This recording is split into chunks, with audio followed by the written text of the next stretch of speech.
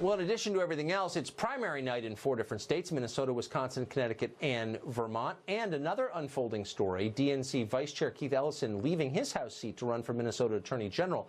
But that could be affected by recent allegations of domestic abuse. A lot going on in the political world, and who better to describe it to us than Fox chief political anchor and special report host, our friend Bret Baier. Bret, thanks for filling us in. What is going on with Keith Ellison exactly?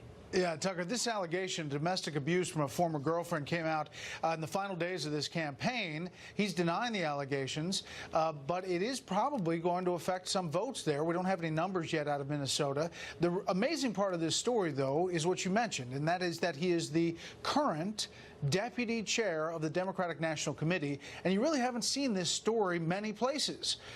You haven't seen it picked up many places, and that really is a big deal for not only Minnesota, but also nationally on the Democratic Party. I want to touch on a couple of other things. One is there are a lot of primaries that tonight could set the table for some big races come the fall.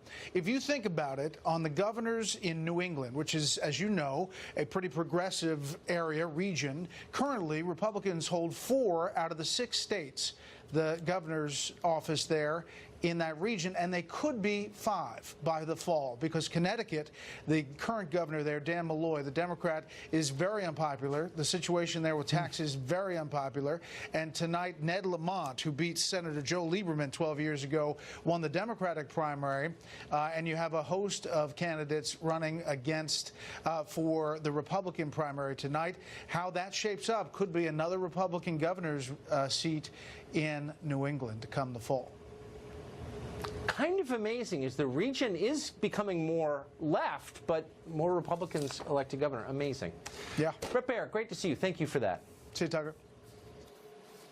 We're out of time. Amazingly, the hour just slips by, sands through an hourglass like life itself. It's a deep and poignant moment for us every night when this show concludes.